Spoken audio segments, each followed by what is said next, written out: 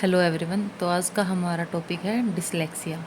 Dyslexia होता क्या है? हमारे पास रीडिंग का, स्पेलिंग का और रिकॉग्नाइजिंग लेटर्स, मतलब कि लेटर्स को और वर्ड को पहचानने में जो डिफ़िकल्टी होती है और पढ़ने में या बोलने में जो डिफ़िकल्टी होती है वो डिसऑर्डर क्या कराता है?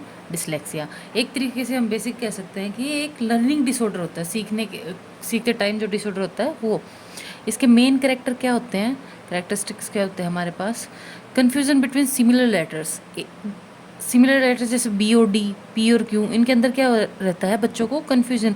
कहीं पे बी लिखा होगा और बच्चे को क्या, वो उसको डी प्रोनाउंस कर रहे होंगे, जहाँ पे पी होगा वहाँ पे उसको क्यू प्रोनाउंस कर रहे होते हैं।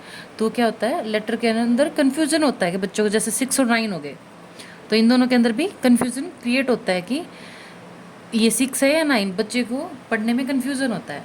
स्किपिंग और एडिंग वर्ड्स वाइल रीडिंग, कि जब बच्चा कहीं भी पढ़ रहा है तो वो क्या करेगा, या तो कोई ऐड वर्ड स्किप कर देगा बोलते वक्त, या कोई अपने तरफ से नया वर्ड ऐड कर देता है जो वहाँ पे है भी नहीं, तो उसको समझने में दिक्कत हो रही है। उसकी रीडिंग स्पीड क्या होगी हमारे पास? बिल्कुल ही स्लो होगी एज़ कम्पेयर टू एक नॉर्मल बच्चे के।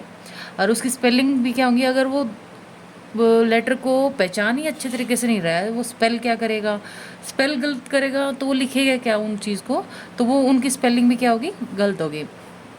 अब क्या इंटेलिजेंस के ऊपर क्या इफेक्ट पड़ता है? जो डिसलेक्सिया के बच्चे होते हैं वो क्या होते हैं?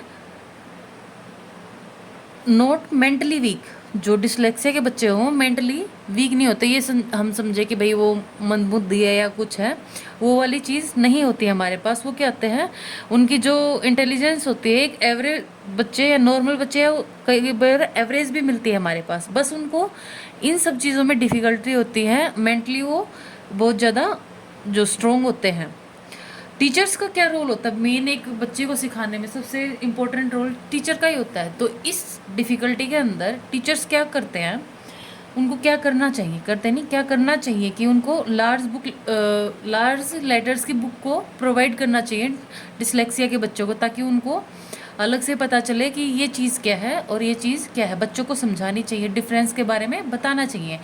इनकरेज ओरल रीडिंग, मुँह ज़बानी पढ़ने वाली चीज़ को इनकरेज करना चाहिए। किसी भी लेटर को, मतलब कि चैप्टर को पढ़ाते वक्त उसको उस बच्चे से ना पढ़वा के किसी और बच्चे से पढ़वा के ओरली उसको समझाना चाहिए। वो चीज़ एक्स्ट्रा टाइम देना चाहिए उस बच्चे को। और क्या देना चाहिए? पॉजिटिव इंकरेजमेंट देनी चाहिए। बच्चे को बार बार उस चीज़ के लिए डांटना नहीं चाहिए, जिससे कि बच्चे को इनकरेज फील ना हो। जो एग्ज़ाम पॉइंट ऑफ व्यू से देखें हम, इसका जो डिसलेक्सिया का मेन पर्पस क्या है, मेन जो प्रॉब्लम क्या है वो है रीडिंग और स्पेलिंग डिफ़िकल्टी को ही क्या कह देते हैं हम, एक तरीके से डिसलेक्सिया कहते हैं। Thank you.